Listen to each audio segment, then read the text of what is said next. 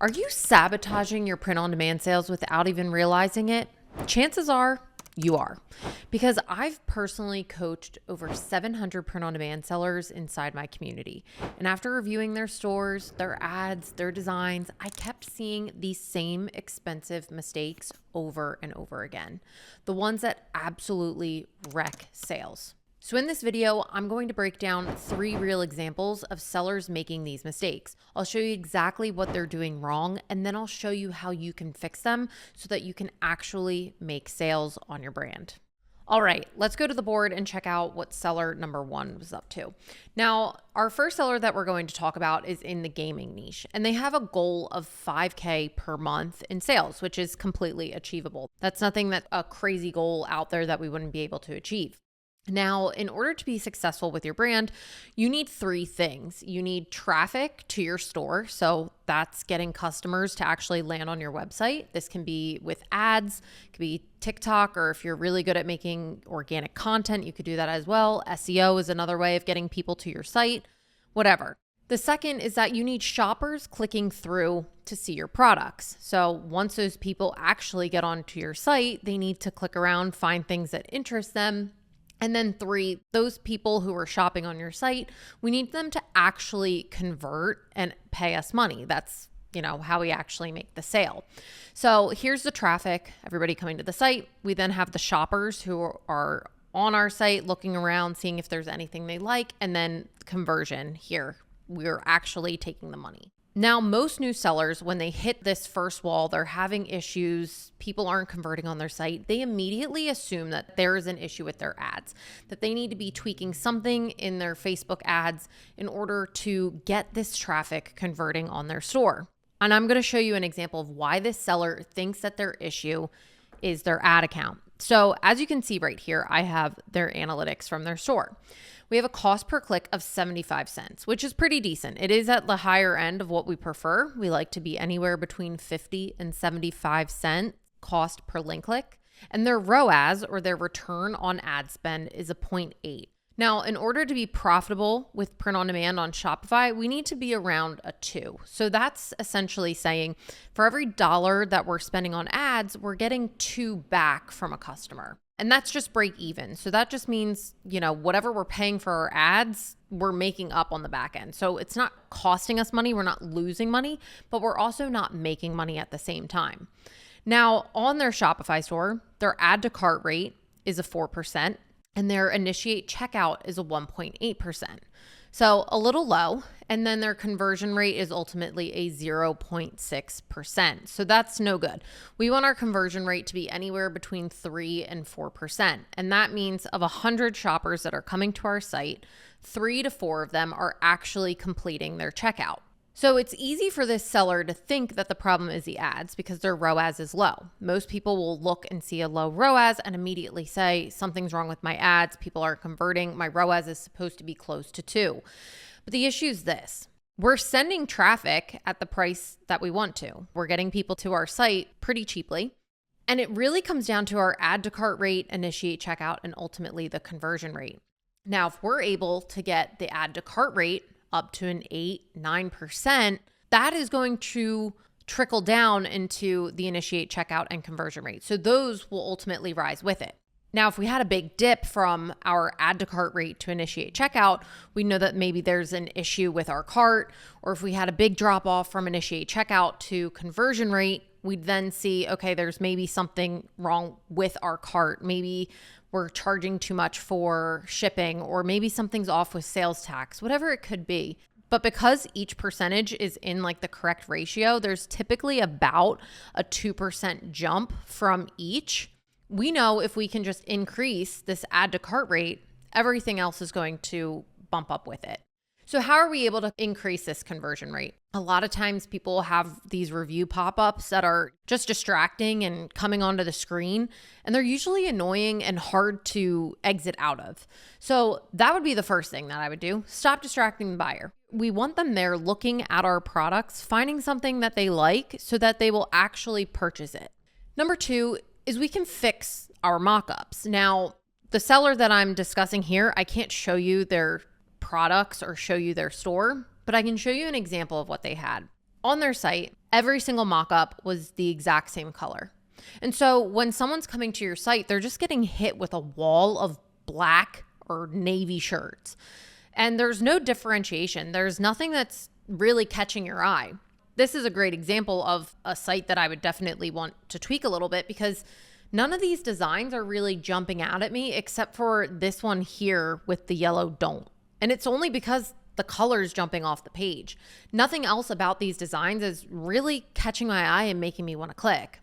So that's the second thing that we can do. We can make sure that our collections are actually appealing to the buyer. So the third thing that this seller could do to help increase their conversion rate is they can stop using really long SEO dependent titles. This is something that we see from sellers who come from Etsy to then Shopify. And when our titles are so long, it ends up taking a ton of space on our collection page. So for example, I pulled this title: Things I Do in My Spare Time, Coding T-shirt, Funny Programmer Life shirt, Software Developer gift, IT Geek Coder Humor tee. That is a lot, to say the least. And so this is taking up valuable real estate on our collection page and then also on our product page. So yes, maybe this can help with our SEO a little bit, but for the most part, this is just going to distract our buyer. Now, it doesn't necessarily distract on Etsy because Etsy is using this to show you exactly what you want. We aren't able to really do that on Shopify. Like, this could work with, Google search, but again, the majority of our traffic we are paying for. So I don't go and optimize all these little SEO things that people typically do on Etsy. So by avoiding these, you're going to see an increase in that conversion rate, because we're ultimately going to be increasing the add to cart rate. And like I said, if the add to cart rate goes up, the initiate checkout and the conversion rate are also going to go up. So it's important to remember that when we have a low ROAS, it's not always our ads. A lot of times it is the website that is playing into whether the person who's coming from that ad is actually going to purchase or not. Now, if you're having issues with your conversion rate, I've made something for you. By clicking the link in the description below, you can grab my WeScale Conversion Rate Optimizer GPT. You can upload screenshots of your Shopify print-on-demand store, put it in the optimizer, and it's going to give you suggestions based off of our 31-hour course of all the tweaks that could potentially help to increase your conversion rate. It's a really easy way to get great feedback on your store and see if there's anything that you can change. So if you're interested in grabbing this GPT, just click the link in the description below. I'll send it right to your inbox. Now, next up, let's talk about another common killer that I see with print-on-demand sellers.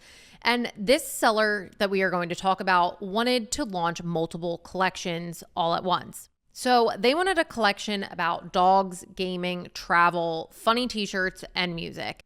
And here's the problem. Every new collection multiplies the work. More designs, more ads, more targeting, more systems. Most people just can't handle all of that at once. So instead of building 5 half-baked collections, you want to build one killer collection that goes deep into a single niche. So why is that? When we are trying to create 5 different, half-baked collections, we're essentially stuck talking to nobody.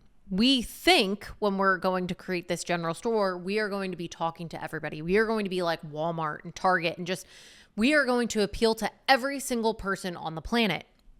And honestly, I get that and I understand it. But after running now 4 different print-on-demand brands that have all done 7 figures in their first year, it is so much easier to sell consistently to the same niche over and over again, because you're starting to understand exactly who that buyer is. You are speaking the language that they are essentially looking for online. So when we're trying to do this general store and we have 5 collections all over the place, we end up having designs that are all over the place. They're usually really generic. They don't go deep into the niche because they're not, really researching one particular person or one particular buyer. So because we are essentially not building any brand at all, we want to completely flip the script. We want to be focusing on one niche. We want to be focusing on one product, on one collection. And this is how we are able to create a really strong brand identity, ultimately a community, and then repeat customers. Because when we're able to build a brand and we are increasing the LTV or the lifetime value of each customer, we're making more money off of that customer. And this is the best part about building a Shopify print on demand brand versus going on Etsy and doing a marketplace. You know, you may have a seller that comes through, they like your shirt, they buy it once, and then they're gone. There's no way to reach out to them again or remarket to them. Versus on Shopify, we can continue to build designs, we can build collections that ultimately speak to our specific buyer. And then we're able to collect their email and end up remarketing to them time and time again. The only reason why we're able to do this successfully is because of the fact we have built a brand, because we have the control to market to these people time and time again. So by focusing down onto one specific niche and one product, you're able to talk to somebody on a really deep level. And this is going to end up leading to more sales versus a general store that's kind of all over the place.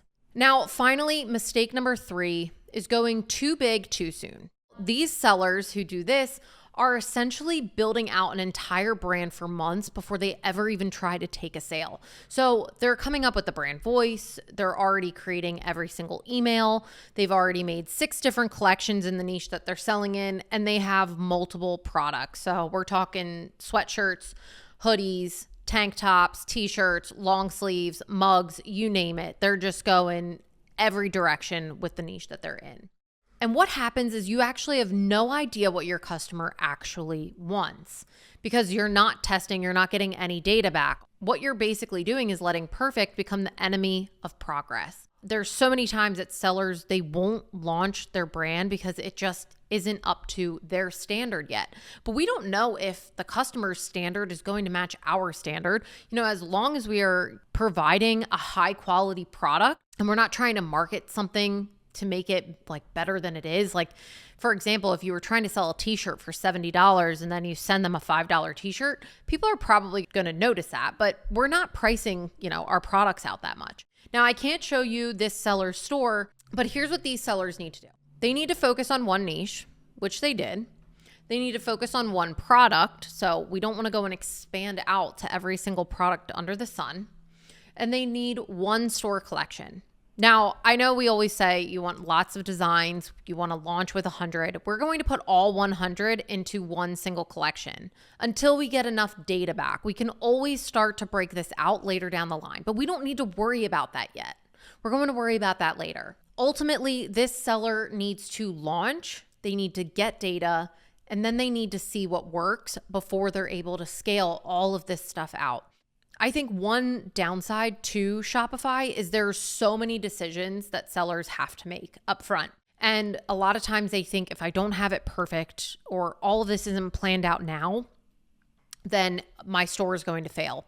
When inevitably the alternative is what do Etsy shops do?